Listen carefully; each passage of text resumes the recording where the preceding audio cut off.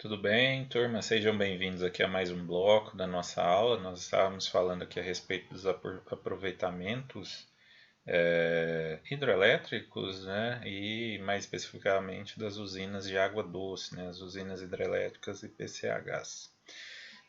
Então nós falamos a respeito das etapas do projeto. Agora vamos falar aqui um pouquinho do que nós chamamos de conjunto eletromecânico, né? O conjunto eletromecânico, turma, vai ser todos os dispositivos móveis, né, ou estáticos que têm alguma função mecânica dentro da usina.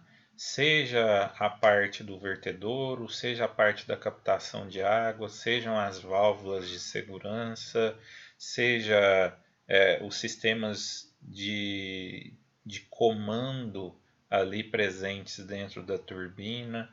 Então, tudo isso, pessoal, é considerado como conjunto eletromecânico. Você tem os equipamentos de controle, os equipamentos de proteção, os transformadores. Então, tudo isso é controlado através de um sistema supervisório, tá? Que é um sistema que a gente chama de automatização e controle.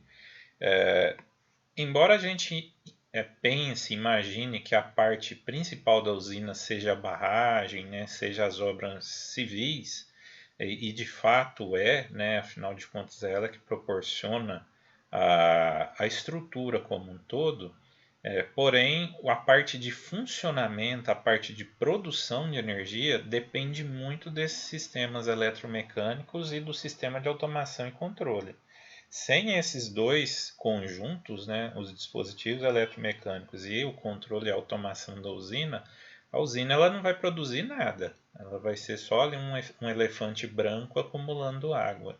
Então você precisa ter um sistema muito refinado e é um sistema caro, tá? Relativamente caro também, porque são sistemas móveis, exigem muita manutenção e muitas vezes substituição de peças.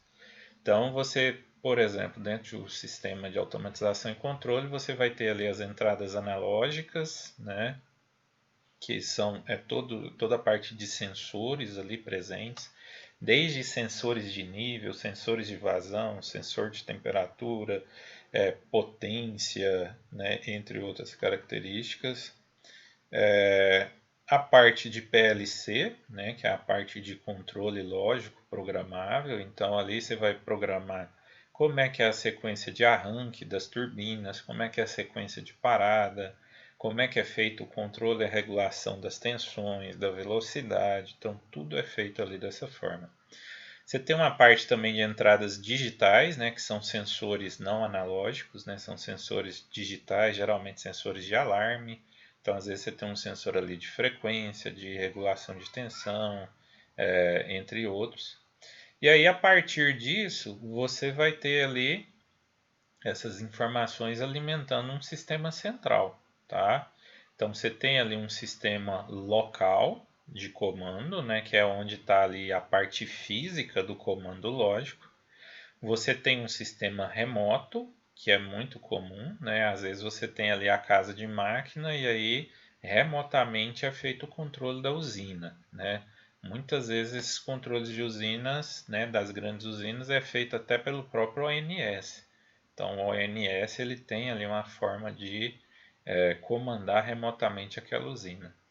E aí você tem ali a parte de despacho, né, das ordens, dos controles realizados. Então você vai ter ali relés de segurança, né, e o próprio sistema eletromecânico e o conjunto gerador turbina, né, que é comandado através desse conjunto de informações. Então isso aqui é só para vocês terem uma ideia de como é feito o controle de uma usina dessa.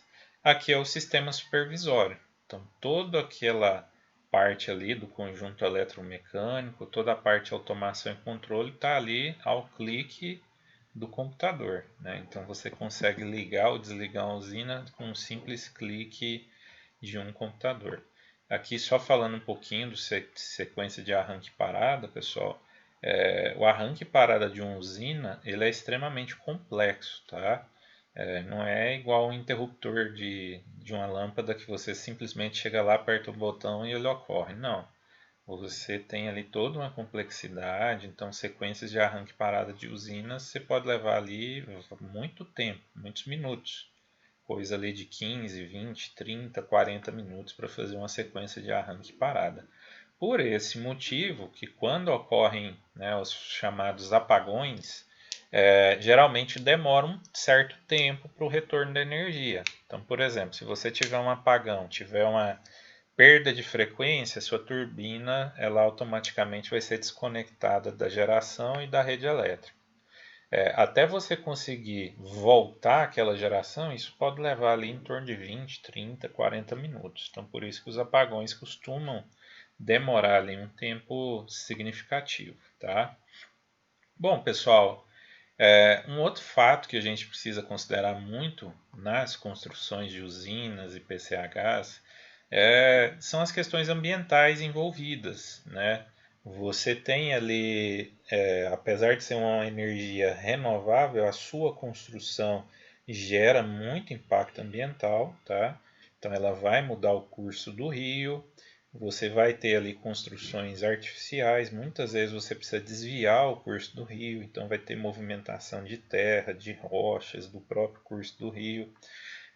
Você vai produzir impactos sobre a própria vazão do rio, e aí por isso que faz todo aquele estudo de vazão prévio lá, né? Porque você precisa garantir o mínimo de vida e subsistência depois para o rio. E então você precisa saber quanto deve ser essa vazão mínima que você precisa retornar ao rio. Questões também de fauna e flora, né, os impactos que são causados tanto durante a construção quanto durante o funcionamento da usina, isso aí também é uma preocupação recorrente, né? Emissões, quando você fala em grandes usinas com grandes reservatórios, você sabe que aquela área alagada ela emite CO2, a decomposição da matéria orgânica emite CO2 e outros tipos de gases, então é outra preocupação. Então assim, pessoal, é uma fonte renovável, é uma fonte muito interessante, porém ela tem também os seus impactos, ela também traz os seus impactos, ela também traz as suas preocupações, né? E a gente precisa levar isso em consideração quando vai fazer a escolha desse tipo de aproveitamento, ok? Então fica aí essas dicas para vocês. Bom, pessoal, agora nós vamos falar um pouquinho de um outro tipo de energia hidráulica, agora não mais de energia de água doce dos rios, mas energia dos oceanos. E mais especificamente vamos falar da energia das marés, ok? Bom, turma, a energia das marés é aquela energia relacionada com o aproveitamento devido à variação do nível da água dos oceanos, tá? E nesse caso aqui a gente não está falando de ondas, mas sim aquela variação que ocorre ao longo do dia, né, do nível da água. Então, para aqueles, né, de vocês que já foram no mar, que já visitaram a praia, vocês já devem ter percebido que a água do mar ali na praia, ela varia. Vai ter um momento do dia que a maré vai estar mais baixa e vai ter um momento do dia que a maré vai estar mais alta. E aí, dependendo dessa baixa maré ou dessa alta maré, você consegue fazer, por exemplo, uma construção desse tipo aqui, dessa figura. Então percebam que aqui você tem um estuário, você tem um mini lago ali, né? Então a água entra nesse mini lago ali, e aí dependendo da variação da maré, esse mini lago fica mais alto ou mais baixo. E aí você constrói aqui uma barragem, tá? E nessa barragem aqui você tem turbinas. Então a água entra por essa barragem e aí, seja no momento da entrada ou no momento da saída da água, ela passa pela turbina produzindo energia elétrica. Esse aqui é o exemplo da usina de La Rance, na França, que é uma usina de mais ou menos 240 megawatts de geração de energia elétrica, tá? Então, é uma fonte de energia muito interessante. Então, aqui só explicando um pouquinho para vocês essa variação do nível do mar. Então, você tem aqui o nível médio de água, Aí você vai ter uma elevação de maré, né? O barquinho subiu e você vai ter um momento do dia que a maré vai estar um pouquinho mais baixa. Aqui ele fala aqui outras definições aí, outros termos, né, para vocês terem em mente, né? Então, por exemplo, a altura da pré-mar, né, seria a maré no ponto mais alta, a altura da baixa mar é a maré no ponto mais baixo, né? A variação entre um e o outro é o que a gente chama de amplitude da maré. E aqui, né, o zero hidrográfico é a referência, né? Seria a referência, o nível de água tomado como referência. E aí essa variação da maré ao longo dos dias e ao longo dos meses do ano, ela vai produzir algo mais ou menos desse tipo aqui. Você vai ter o nível da água variando de amplitudes maiores em certas épocas do ano e de amplitudes menores em certas épocas do ano. Você também vai ter variações diferentes dependendo da região. Então você tem aqui, por exemplo, duas regiões do Alasca, ou melhor, três regiões do Alasca, onde você tem três tipos de variação de marés diferentes. Você tem aqui uma variação mínima de maré, nesse caso aqui, uma variação de amplitude considerável de maré e aqui uma variação mediana. Tá? Então isso também varia de acordo com a posição. Quais são as principais causas dessas variações da maré? Uma das primeiras causas, né, principais é a atração gravitacional, né, o efeito Terra-Lua, Lua-Terra. Né, então, a própria rotação em torno do próprio eixo da Lua e o movimento de revolução ou translação em torno da Terra. Então, isso produz efeitos gravitacionais. O efeito da Terra, rotação da Terra e a translação da Terra em torno do Sol. Então, isso também produz um efeito gravitacional. E aí, por fim, a combinação desses dois efeitos, né, da Terra e da Lua. Então, aqui só para mostrar para vocês, né, um pouquinho dessa atração gravitacional Terra-Lua, Lua-Terra, né? Então, mostrando aqui em certas épocas, você vai ter aqui um movimento da atração gravitacional, mas você tem também o movimento da força centrífuga, né, da própria rotação da Terra. E aí isso produz algo mais ou menos desse tipo aqui. Você vai ter aqui um espraiamento, um achatamento daquele volume, né, daquela massa de água ali nos nossos oceanos. Um outro fator que é levado em consideração também é o eixo de rotação da Terra, que ele sofre uma declinação de acordo com as épocas e estações do ano. Então você vai ter épocas do ano que você tem variações mais altas, né, na região do Equador, e você vai ter épocas do ano que as variações elas vão caminhar em direção aos polos, né? Elas vão se tornar maiores para determinadas regiões, tá? Aqui só destacando três tipos básicos de marés que são classificados, né? Então você tem a famosa maré diurna, que ocorre muito em latitudes elevadas. A característica principal dela é um movimento de alta mar, né, de maré alta bem considerável, e um momento de maré baixa bem considerável no dia. Então você tem uma única maré alta e uma única maré baixa.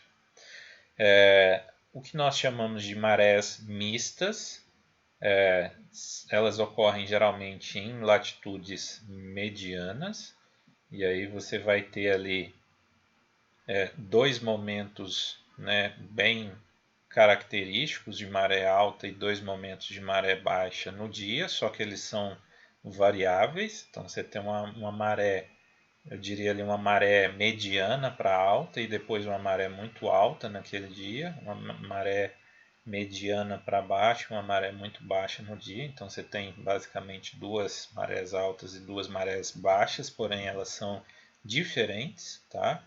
Em amplitude. E aí, por fim, você tem as marés que nós chamamos de semidiurnas, né, que são nas regiões próximas ao Equador. As marés semidiurnas são aquele tipo de maré mais constante ao longo do dia. Então, você tem ali na região do Equador uma variação bem comportada, você vai ter basicamente duas marés altas e duas marés baixas no dia, com amplitudes similares, semelhantes, tá? Então você consegue compreender bem o comportamento dessa maré. Bom, pessoal, muito obrigado pela participação de vocês. Eu aguardo vocês no próximo bloco. Até lá.